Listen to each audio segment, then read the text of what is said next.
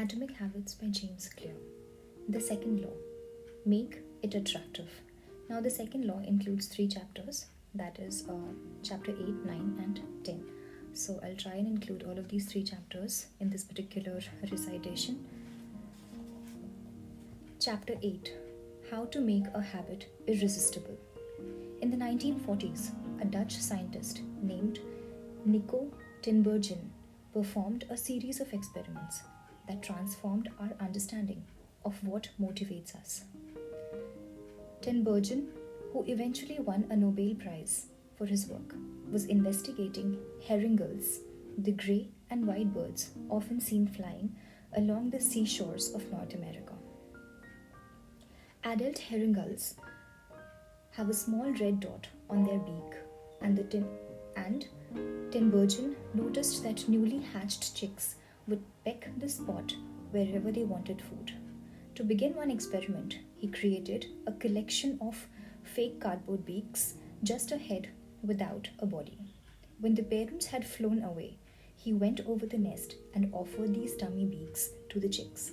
The beaks were obvious fakes, and he assumed the baby birds would reject them altogether. However, when the tiny gulls saw the red spot on the cardboard beak, they pecked away just as if it were attached to their own mother.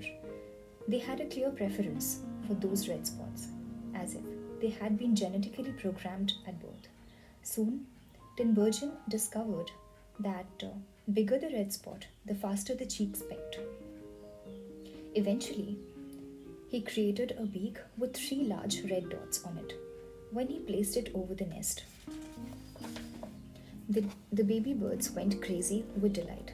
They pecked at the little red patches as if it was the greatest beak they had ever seen. Tinbergen and his colleagues discovered similar behavior in other animals. For example, the grey-lag goose in a ground nesting bird. Occasionally, as the mother moves around on the nest, one of the eggs will roll out and settle on the grass nearby. Whenever this happens, the goose will waddle over the egg and use its beak and neck to pull it back into the nest. Tinbergen discovered that the goose will pull away any nearby round object such as billiard ball or light bulb back into the nest. The bigger the object, the greater the response. One goose even made a tremendous effort to roll a volleyball back and sit on top. Like the baby gulls automatically pecking the red dots, the grey-lag goose was following as instinctive rule. When I see a round object nearby, I must roll it back into the nest. The bigger the round object, the harder I should try to get it. It's like the brain of each animal is preloaded with certain rules for behavior, and when it comes across an exaggerated version of that rule, it lights up like a Christmas tree. Scientists refer to these exaggerated cues as supernormal stimuli. The supernormal stimuli is heightened version of reality, like a beak with 3 red dots on an egg the size of a volleyball, and it elicits a stronger response than usual. Humans are also prone to fall for exaggerated versions of reality. Junk food, for example, drives our reward system into a frenzy. After spending hundreds and thousands of years hunting and foraging for food in the wild, the human brain has evolved to place a high value on salt, sugar, and fat. Such foods are often calorie dense, and they were quite rare when our ancient ancestors were roaming in the savannas. When you don't know where your next meal is coming from, eating as much as possible is an excellent strategy for survival. Today, however, we live in a calorie-rich environment. Food is abundant, but your brain continues to crave it like it is scarce. Placing a high value on salt, sugar, and fat is no longer advantageous to our health, but the craving persists because the brain's reward center have not changed for approximately 50,000 years. The modern food industry relies on stretching our Paleolithic instincts beyond their evolutionary purpose. A primary goal for food science is to create products that are more attractive to consumers. Nearly every food in a bag, box, or a jar has been enhanced in some way, if only with additional flavoring. Companies spend millions of dollars to discover the most satisfying levels of crunch in the potato chips or perfect amount of fizz in the soda. Entire departments are dedicated to optimizing how a product feels in your mouth, a quality known as orosensation. French fries, for example, are a potent combination: golden brown and crunchy on the outside, light and smooth on the inside. Other processed foods enhance dynamic contrast, which refers to items with a combination of sensations like crunchy and creamy imagination of gooiness of melted cheese on the top of crispy pizza crusts, or the crunch of an Oreo cookie combined with its smooth center. With natural unprocessed food, you tend to experience the same sensations over and over. How's that seventh bite of kale taste? After a few minutes, your brain loses interest in and you begin to feel full. But foods that are high in dynamic contrast keep the experience novel and interesting, encouraging you to eat more. Ultimately, such strategies enable food scientists to find the bliss point of each product, the precise combination of salt, sugar, and fat that excites your brain and keeps you coming back for it. The result, of course, is that you overeat because of hyper palatable foods are more attractive to the human brain. As Stephen, a neuroscientist who specializes in eating behavior and obesity, says, we have gotten too good at pushing our own bottoms. The modern food industry and the overeating habits it has spawned is just one example of the second law of behavior change: make it attractive. The more attractive an opportunity is, the more likely it is to become a habit forming. Look around. Society is filled with highly engineered versions of reality that are more attractive than the world our ancestors evolved in. Stores feature mannequins with exaggerated hips and breasts to sell clothes. Social media delivers more likes and praises in a few minutes than we could ever get in the office or at home. Online porn splices together stimulating senses at a rate that would be impossible to replicate in real life. Advertisements are created with a combination of ideal lighting, professional makeup, and photoshopped edits. Even the models doesn't look like the person in the final image. These are the supernormal stimuli of our modern world. They exaggerate features that are naturally attractive to us, and our instincts go wild as a result, driving us into excessive shopping habits, social media habits, porn habits, eating habits, and many others. If history serves as a guide, the opportunities of the future will be more attractive than those for today. The trend is for reward to become more concentrated and stimuli to become more enticing. Junk food is more concentrated form of calorie than natural foods. Hard liquor is more concentrated form of alcohol than beer. Video games are more concentrated form of play than board games. Compared to nature, these pleasure-packed experiences are hard to resist.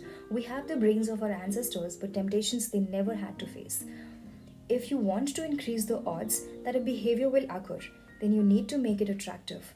Throughout our discussion of the second law, our goal is to learn how to make habits irresistible. While it is not possible to transform every habit into a supernormal stimulus, we can make it a habit more enticing. We can make any habit more enticing. To do this, we must start by understanding what a craving is and how does it work. We begin by examining our biological nature that all habits share a dopamine spike. Now, the dopamine-driven feedback loop. Scientists that can track the precise moment a craving occurs by measuring a neurotransmitter called dopamine.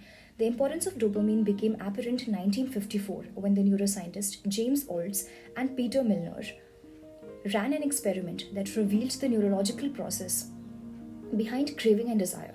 By implanting electrodes in the brains of rats, the researchers blocked the release of dopamine. To the surprise of the scientists, the rats lost all will to live.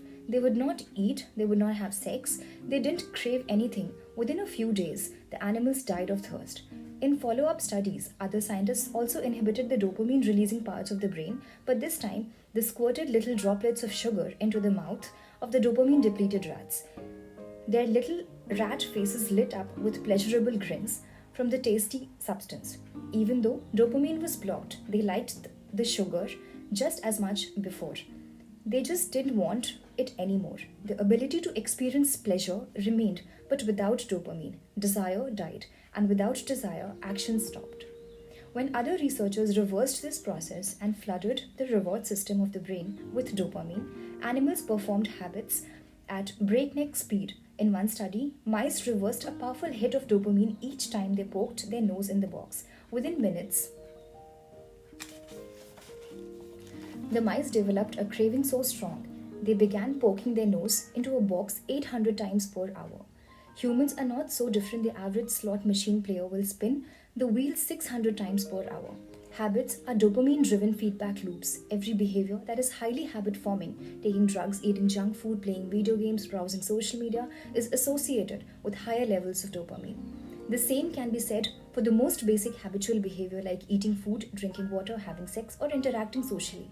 For years, scientists assumed dopamine was all about pleasure, but now we know it plays a central role in many neurological processes, including motivation, learning, memory, punishment, aversion, and voluntary movements. When it comes to habits, the key takeaway is dopamine is released not only when you experience pleasure, but also when you anticipate it. Gambling addicts have a dopamine spike right before they place a bet, not after they win. Cocaine addicts get a surge of dopamine when they see the powder, not after they take it. Whenever you predict an opportunity will be rewarding, your levels of dopamine spike in anticipation. And whenever dopamine rises, so does motivation to act.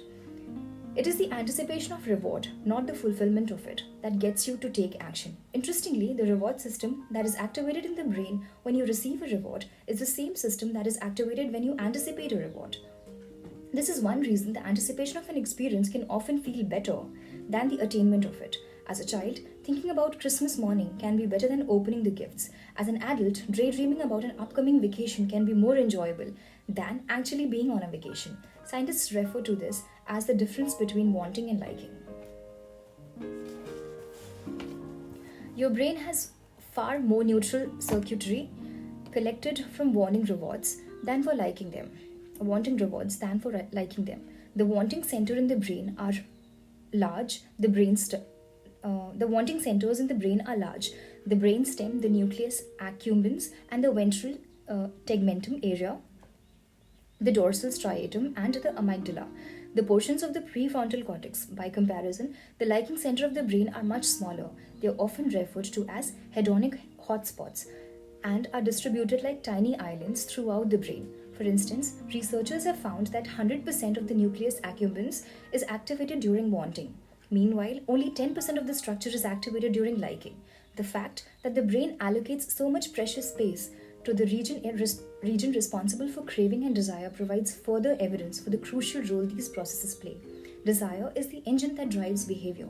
Every action is taken because of anticipation that precedes it. It is the craving that leads to the response. These insights reveal the importance of second law of behavior change. We need to make our habits attractive because it is expectation of rewarding experience that motivates us to act in the first place. This is where the strategy known as temptation building comes into play. Now, how to use temptation building to make your habits more attractive?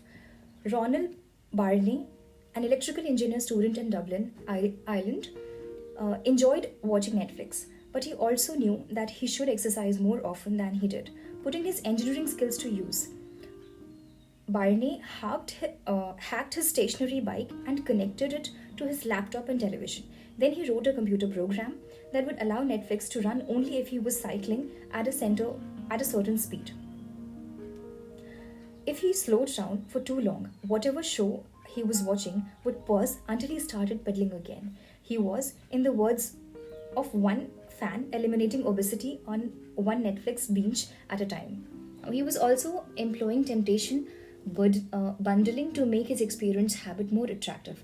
Temptation building works by linking an action you want to do with an action you need to do. Now, in this case, bundled watching Netflix with riding his stationary bike. Businesses are masters at temptation building. For instance, when the American Broadcasting Company, more commonly known as ABC, launched its Thursday night television lineup for the 2014-15 season, they promoted temptation building on a massive scale. Every Thursday, the company would air 3 shows created by screenwriters Shonda Rhimes, Grey Anthony's Scandal, and How to Get Away with a Murder. They branded it as TGIT on ABC. TGIT stands for Thank God It's Thursday. Now, in addition to promoting the shows, ABC encouraged viewers to make popcorn, drink red wine, and enjoy the evening. Andrew Kubitz, head of scheduling for ABC, described the idea behind the campaign. We see Thursday nights as a viewership opportunity, with either couples or women who want to sit down and escape and have fun and drink their red wine and have some popcorn. The brilliance of the strategy in the ABC was associating the thinking they need viewers to do with activities the viewers already wanted to do. That is, to relax, drink wine, and eat popcorn. Over time, people began to connect watching ABC with feeling relaxed and entertained. If you drink red wine and eat popcorn at 8 p.m. every Thursday, then eventually 8 p.m. on Thursday means relaxation and entertainment. The reward gets associated with one cue, and the habit of turning on television becomes more attractive. You're more likely to find a behavior attractive if you get to do one of your favorite things at same time. Perhaps you want to hear about the latest celebrity gossip, but you need to get in shape. Using temptation bundling, you could only read the tabloids and watch reality shows at the gym. Maybe you want to get a pedicure but need to clean your email box. Solutions: only get a pedicure while processing overdue work emails. Temptation bundling is one way to apply a psychology theory known as Permac's principle. Now named after the work of Professor David Premack, the principle states that more probable behavior will reinforce less probable behaviors. In other words, even if you don't really want to process overdue work emails, you will become conditioned to do if it means you get to do something really you want to do along with the way. Now, you can even combine temptation bundling with the habit stacking strategy we discussed in chapter 5 to create a set of rules to guide your behavior. The habit stacking plus temptation building formula. If you want to read the news but you need to express more gratitude. If you want to watch sports but you need to make sales calls. If you want to check Facebook but you need to exercise more. So, the hope is that eventually you will look forward to calling 3 clients or doing 10 burpees because it means you get to read the latest sports news or check Facebook. Doing the things you need to do means you get to do things that you want to do.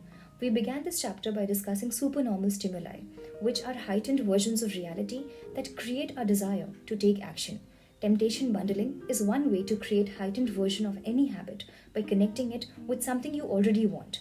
Engineering is truly irresistible habit is a hard task, but the simple strategy can be employed to make nearly any habit more attractive than it would be otherwise. Chapter 9: The role of family and friends in shaping your habits. In 1965, a Hungarian man named Laszlo Polgar wrote a series of strange letters to a woman named Clara. Laszlo was a firm believer in hard work. In fact, it was all he believed in. He completely rejected the idea of innate talent. He claimed that with deliberate practice and development of good habits, a child could become a genius in any field. His mantras was, "A genius is not born, but is educated and trained." Laszlo believed in this idea so strongly that he wanted to test it with own children. And he was writing to Clara because he needed a wife willing to jump on board. Clara was a teacher, and although she may not have been as adamant as Laszlo, she also believed that with proper instruction, anyone could advance their skills. Laszlo decided chess would be a suitable field for the experiment, and he laid out a plan to raise his children to become chess prodigies. The kids would be at home schooled, a rarity in Hungary at that time. These houses would be filled with chess books and pictures of famous chess players. The children would play against each other constantly and compete the best tournaments they could find. The family would keep a meticulous file system of tournament history of every competitor the children faced. Their lives would be dedicated to chess. Laszlo successfully courted Clara, and within a few years, the Polgars were parents of 3 young girls, Suzanne, Sophia, and Judith. Suzanne, the oldest, began playing chess while she was 4 years. Within 6 months, she was defeating adults. Sophia, the middle child, did even better. By 14, she was a world champion, and a few years later, she became a grandmaster. Judith, the youngest, was the best of all.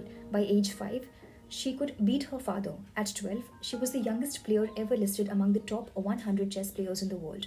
At 15 and 4 months old, she became the youngest grandmaster of all time, younger than Bobby Fischer, the previous record holder. For 27 years, she was the number 1 ranked female chess player in the world. The childhood of Polgar sisters was atypical, to say the least, and yet, if you ask them about it, they claim their lifestyle was attractive, even enjoyable. In interviews, these sisters talk about their childhood as entertaining rather than grueling. They love playing chess. They could not get enough of it. Once Laszlo reportedly found Sofia playing chess in the bathroom in the middle of the night, encouraging her to go back to sleep. He said, "Sofia, leave the pieces alone." To which she replied, "Daddy, they won't leave me alone." The Polgar sisters grew up in a culture that prioritized chess above all else, praised them for it, rewarded them for it. In their world, an obsession with chess was normal, and as we are about to see, whatever habits are normal in your culture are among the most attractive behaviors you will find. The seductive pull of social norms. Humans are herd animals. We want to fit in, to bond with others, and to earn the respect and approval of our peers. Such inclinations are essential to our survival. For most of our evolutionary history, our ancestors lived in tribes. Becoming separated from the tribes, or worse, being cast out, was a death sentence. The lone wolf dies, but the pack survives. Meanwhile, those who collaborated and bonded with others enjoyed increased safety, mating opportunities, and access to resources. As Charles Darwin noted, in the long history of humankind, those who learned to collaborate and improvise most effectively have prevailed. As a result, one of the deepest human desires is to belong, and this ancient preference exerts a powerful influence in our modern behavior. We don't choose our earliest habits, we imitate them. We follow the scripts handed down by our friends and families, our church or school, or our local community and society at large. Each of these cultures and groups come with its own set of expectations and standards. When and whether to get married, how many children to have, with which holidays to celebrate, how much money to spend on your children's birthday. In many ways, these social norms are invisible rules that guide your behavior each day. You are always keeping them in mind, even if they are at the top. They are not at top of your mind. Often you follow the habits of your culture without thinking, without questioning, and sometimes without remembering. As a French philosopher, Michael de Montaigne wrote, "The customs and practices of life in society sweep us along. Most of the time, going along with the group does not feel like a burden. Everyone wants to belong. If you grow up in a family that rewards you for the chess skills, playing chess will seem like a very attractive thing to do. If you work in a job where everyone wears expensive suits, then you will be inclined to splurge on one as well. If all of your friends are sharing an inside joke or using a new phrase, you'll want to do it too. So they know that you'll get it. Behaviors are attractive when they help you fit in. We imitate the habits of three groups in particular: the close, the many, the powerful. Each group offers an opportunity to leverage the second law of behavior change and make our habits more attractive. Number one, imitating the close. Proximity has a powerful effect on our behavior. This is true of the physical environment, as we discussed in chapter 6, but it is also true of social environment. We pick up habits from the people around us. We copy the way our parents handle arguments, the way our peers flirt with one another, the way our co-workers get results. When your friends smoke pot, you give it a try too. When your wife has a habit of double checking that door is locked before going to the bed, you pick it up as well. I find that often imitate the behavior of those around me without realizing it. In conversation, I'll automatically assume the body posture of the other person. In college, I began to talk like one of my roommates. When traveling to another countries, I unconsciously imitate the local accent despite reminding myself to stop. As a general rule, the closer we are to someone, the more likely we are to imitate some of their habits. A groundbreaking study tracked 12,000 people for 32 years and found that a person's chances of becoming obese increased by 57% if he or she has a friend who became obese. It works the other way too. Another study found that if a person in a relationship lost weight, the other partner would also slim down about 1/3 of the time. Our friends and family provide a sort of invisible peer pressure that pulls us in their direction. Of course, peer pressure is bad only if you're surrounded by bad influences. When astronaut Mike Massimino was a graduate student at MIT, he took a small robotic class. Of the 10 people in the class, 4 became astronauts. If your goal was to make it to the space, then that room was about the best culture you could ask for. Similarly, one study found that higher your best friend's IQ at age 11 or 12, the higher your IQ would be at age 15. Even after controlling for natural levels of intelligence, we soak up the qualities and practices of those around us. One of the most effective things you can do to build a better habit is to join a culture where your desired behavior is a normal behavior. To join a culture where your desired behavior is a normal behavior. New habits seem achievable when you see others doing them every day. If you're surrounded by fit people, you're more likely to consider working out to be common habit. If you're surrounded by jazz lovers, you're more likely to believe it's reasonable to play jazz every day. Your culture sets your expectation for what is normal. Surround yourself with people who have the habits you want to have in yourself. You'll rise together. To make your habits even more attractive, you can take this strategy one step further. Join a culture where your desired behavior is the normal behavior and you already have something in common with the group. Steve Camp, an entrepreneur in New York City, runs a company called Nerd Fitness, which helps nerds, misfits, and mutants lose weight, get strong, and get healthy. His clients include video game lovers, movie fanatics, and average Joes who want to get in shape. Many people feel out of place in the first time they go to the gym and try to change their diet. But if you're already similar to the others members in the group in some way, say you're mutual lover of Star Wars, change becomes more appealing because it feels like something people like you already do. Nothing sustains motivation better than belonging to the tribe. It transforms a personal quest into a shared one. Previously, you were on your way, your identity was singular. You're a reader, you're a musician, you're an athlete. When you join a book club or a band or a cycling group, your identity becomes linked to those around you. Growth and change is no longer an individual pursuit. We are readers, we are musicians, we are cyclists. The shared identity begins to reinforce your personal identity. This is why remaining part of a group after achieving a goal is crucial to maintaining your habits. It's friendship and community that embedded a new identity and help behaviors last over the long run. Number 2, imitating the many. In the 1950s, psychologist Solomon conducted a series of experiments that are now taught to legions of undergrads each year. To begin each experiment, the subject entered the room with a group of strangers. Unbeknownst to them, the other participants were actors planted by the researchers and instructed to deliver scripted answers to certain questions. The group would be shown one card with a line on it and then second card with a series of lines. Each person was asked to select the line on the second card that was similar in length to the line on the first card. It was a very simple task. Here is an example of two cards used in the experiment. The experiment always began the same. First, there would be some easy trials where everyone agreed on the current line. After a few rounds, the participants were shown a test that was just as obvious as the previous ones, except the actors in the room would select an intentionally incorrect answer. For example, they would respond A to a comparison shown in figure 10. You'll have to refer page number 119 for this. For example, they would respond A to a comparison shown in figure 10. Everyone would agree that the line were the same even though they were clearly different.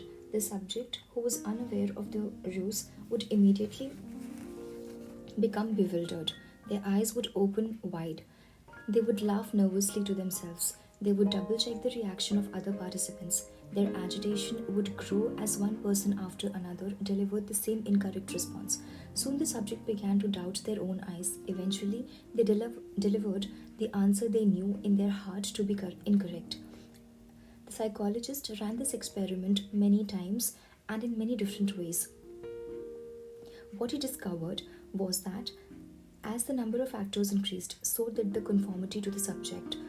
If it was just the subject and one actor, then there was no effect on the person's choice. They just assumed They were in a room with a dummy. When two actors were in the room with a subject, there was still little impact. But as the number of people increased to three actors and four, and all the way to eight, the subject became more likely to second guess themselves. By the end of the experiment, nearly 75% of the subjects had agreed with the group answer, even though it was obviously incorrect. Whenever we are unsure of how to act, we look to the group to guide our behavior. We are constantly scanning our environment and wondering, what is everyone else doing? We check reviews on Amazon or Yelp or TripAdvisor because we want to imitate the best buying, eating, and traveling habits. It's usually a smart strategy. There is evidence in numbers, but there can be a downside. The normal behavior of the tribe often overpowers the desired behavior of an individual. For example, one study found that when a chimpanzee learns an effective way to crack nuts open as a member of one group and then switches to a new group that uses a less effective strategy, it will avoid using the superior nut cracking method just to blend in with the rest of the chimps. Humans are similar. There is a tremendous internal pressure to comply with the norms of the group. The reward of being accepted is often greater than the reward of winning an argument, looking smart, or finding truth. Most days, we'd rather be strong with the crowd than be right by ourselves. The human mind knows how to get along with others. It wants to get along with others. This is a natural mode. You can override it, you can choose to ignore the group or to stop caring what other people think, but it takes work. Running against the grain of your culture requires extra efforts. When changing your habits means challenging the tribe, change is unattractive. When changing your habits means fitting in with the tribe, change is very attractive. Number 3, imitating the powerful. Humans everywhere pursue power, prestige, and status. We want pins and medallions in our jackets. We want president or partners in our titles. We want to be acknowledged, recognized, and praised. This tendency can seem vain, but overall, it's a smart move. Historically, a person with greater power and status has access to more resources, worries less about survival, and proves to be more attractive mate. We are drawn to behaviors that earn us respect, approval, admiration, and status. We want to be one in the gym who can do muscle ups, and musicians who can play the hardest chord progressions, or the parents with the most accomplished children because these things separate us from the crowd. Once we fit in, we start looking for ways to stand out. This is one reason we care so much about the habits of highly effective people. We try to copy the behaviors of successful people because we desire success ourselves. Many of our daily habits are imitations of people we admire. You replicate the marketing strategies of the most successful firms in your industry. You make a recipe from your favorite baker. You borrow the storytelling strategies of your favorite writer. You mimic the communication style of your boss. We imitate people we envy. High status people enjoy the approval, respect, and praise of others, and that means if a behavior can get us approval, respect, and praise, we find it attractive. We are also motivated to avoid behaviors that would lower our status. We trim our hedges and mow our lawn because we don't want to be a slob of the neighborhood. When our mother comes to visit, we clean up the house because we don't want to be judged. We are continually wondering, what will others think of me, and altering our behavior based on the answers. The Polgar sisters, the chess prodigies mentioned at the beginning of this chapter, are evidence of the powerful and lasting impact of social influences can have on our behavior. The sisters practiced chess for many hours each day and continues this remarkable effort for decades. But these habits and behaviors maintained their attractiveness in part because they were valued by their culture. From the praise of their parents to the achievement of different status makers like becoming a grandmaster, they had many reasons to continue their efforts. Now, coming to chapter 10, how to find and fix the causes of your bad habits. In late 2012, I was sitting in an old apartment just a few blocks from Istanbul's most famous street. I was in the middle of a 4-day trip to Turkey, and my guide Mike was relaxing in the worn out armchair a few feet away. Mike wasn't really a guide, he was just a guy from Mane who had been living in Turkey for 5 years. but he offered to show me around while I was visiting the country, and I took him on it. On this particular night, I had been invited to a dinner with him and a handful of his Turkish friends. There were seven of us, and I was the only one who had not, at some point, smoked at least one pack of cigarette per day. I asked one of the Turks how he got started. Friends, he said, it always started with your friends. Once friend smokes, and then you try it. What was truly fascinating was that half of the people in the room had managed to quit smoking. Mike has been smoke free for a few years at that point, and he swore up and down that he broke the habit because of the book called Alan Care's Easy Way to Stop Smoking. It frees you from the mental burden of smoking, he said. It tells you stop lying to yourself. You know you don't actually want to smoke. You know you don't actually you don't really enjoy this. It helps you feel like you are not the victim anymore. You start to realize that you don't need to smoke. I had never tried a cigarette, but I took a look at the book afterward out of curiosity. The author employs an interesting strategy to help smokers eliminate their cravings. He systematically reframes each cue associated with smoking and gives a new meaning. He says things like, "You think you're quitting something, but you're not quitting anything because cigarettes do nothing for you." Over and over, he repeats these phrases and others like them. Get it clearly into your mind, he says.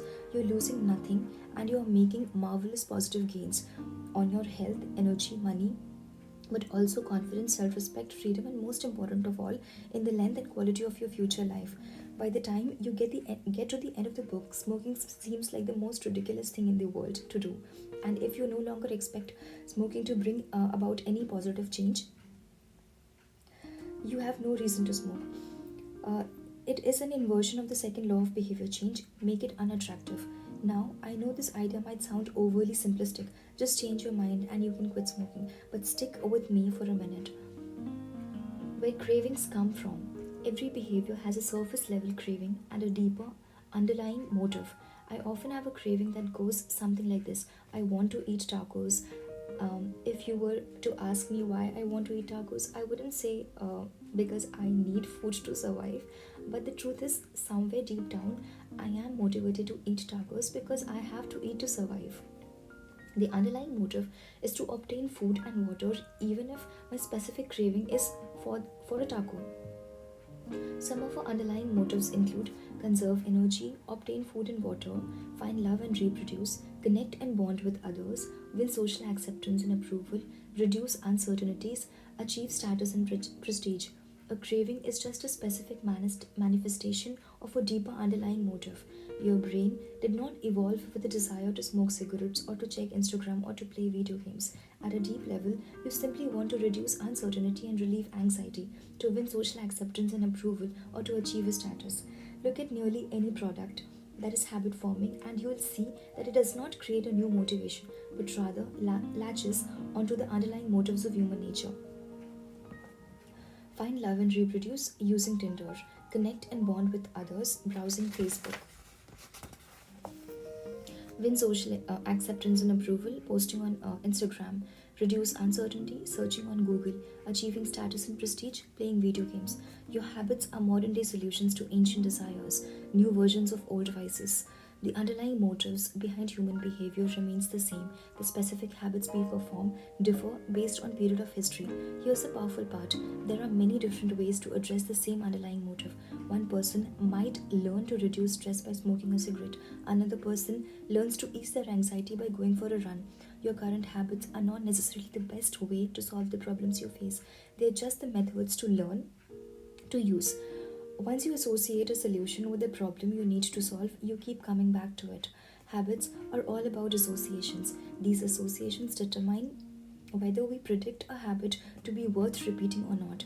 As we covered in a discussion of the first law, your brain is continually observing information and noticing cues in the environment. Every time you perceive a cue, your brain runs a simulation and makes a prediction about what to do in the next moment.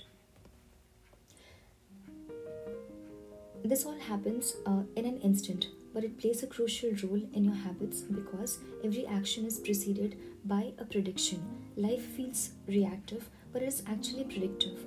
All day long, you are making your best guess of how to act given what you have just seen and has worked for you in the past. You are endlessly predicting what will happen in the next moment. Our behavior is heavily dependent on these predictions. Put other way, our behavior is heavily dependent on how we interpret the events that happen to us, not necessarily the objective reality of the events themselves. Two people can look at the same cigarette and feel the urge to smoke while the other is repulsed by the smell. The same cue can spark a good habit or a bad habit depending on your predictions. The cause of your habit is actually the prediction that precedes them. These predictions lead to feelings, which is how we typically describe a craving, a feeling, desire, and urge. Feelings and emotions transform the cues we perceive and the predictions we make into a single signal that we can apply. They help explain what we are currently sensing. For instance, whether or not you realize it, you're noticing how warm or cold you feel right now. If the temperature drops by 1 degree, you probably won't do anything. If the temperature drops 10 degrees, however, you will feel cold and put on another layer of clothing. Feeling cold was a signal that prompted you to act. You have you have been sensing the cues the entire time, but it is only when you predict that you would be better off in a different state than that you take action. A craving is a sense that something is missing. It is a desire to change your internal state. When the temperature falls, there is a gap between what your body is currently sensing and what it wants to be sensing. This gap between current state and your desired state provides a reason to act. Desire is the different Desire is the difference between where you are now and where you want to be in the future. Even the tiniest action is tinged with the motivation to feel differently than you do in the moment. When you binge eat or light up or browse social media, when you really want is not a potato chips or a cigarette or a bunch of likes. What you really want is to feel different. Our feelings and emotions tell us whether to hold steady in our current state or to make a change. They help us guide best course of action. Neurologists have discovered that when emotions and feelings are impaired, we actually lose the ability to make decisions. We have no signal of what we pursue and what to avoid. As a neuroscientist, Antonio Damasio explains, it is the emotion that allows you to mark things as good, bad, or indifferent. To summarize, the specific cravings you feel and habits you perform are really an attempt to address your fundamental underlying motives. Whenever a habit successfully addresses a motive, you develop a craving to do it again. In time, you learn to predict that checking social media will help you feel loved and that watching YouTube will allow you to forget your fears. Habits are attractive when we associate them with positive feelings, and we can use this insight in in our advantage rather than in our detriment. How to reprogram your brain to enjoy hard habits. You can make hard habits more attractive if you can learn to associate with them with a positive experience. Sometimes you need is a slight mindset shift. For instance, we often talk about everything we have to do in a given day. We have to wake up early for work, we have to make another sales call for your business, you have to cook dinner for your family. Now imagine changing just one word. You don't have to, you get to you get to wake up early for the work, you get to make another sales calls for your business, you get to cook dinner for your family. By simply changing one word, you shift the way you view each event. You transition from seeing these behaviors as burden and turn them into opportunities. The key point is that both versions of reality are true. You have to do those things, and you also get to do those things. We can find evidence for whatever mindset we choose. I once heard a story about a man who uses a wheelchair. When asked if it was difficult being confined, he responded, I am not confined to my wheelchair, I am liberated by it. If it wasn't for my wheelchair, I would be in bed bound and never be able to leave my house. This shift in perspective completely transformed how he lived each day. Reframing your habits to highlight their benefits rather than their drawbacks is a fast and lightweight way to reprogram your mind and make a habit seem more attractive. Exercise, finance, meditation, pre-game jitters. Athletes use similar habits to get themselves in mind to set to perform. During my baseball career, I developed a specific ritual of stretching and throwing before each game. Those whole sequence took about 10 minutes, and I did it the same way every single time. While it physically warmed me up to play, more importantly, it put me in the right mental state. I began to associate my pre-game ritual with feeling competitive and focused, even if I wasn't motivated beforehand. By the time I was done with my ritual, I was in the game mode. You can adapt this strategy for nearly any purpose. Say you want to feel happier in general, find someone that makes you truly happy, like petting your dog or taking a bubble bath, and then create a short routine that you perform every time before you do the thing you love. Maybe you take 3 deep breaths and smile, 3 deep breaths and smile, pet the dog, and repeat. Eventually, you will begin to associate these breaths and smile routine with being in a good mood. It becomes a cue that means feeling happy. Once established, you can break it out anytime you need to change your emotional state. Stressed at work, take 3 deep breaths and smile. Sad about life, 3 deep breaths and smile. Once a habit has been built, the cue can prompt a craving, even if it has little to do with the original situation. The key to finding and fixing the cause of your bad habits is to reframe the associations you have about them. It's not easy, but if you can reprogram your predictions, you can perform a hard habit into an attractive one.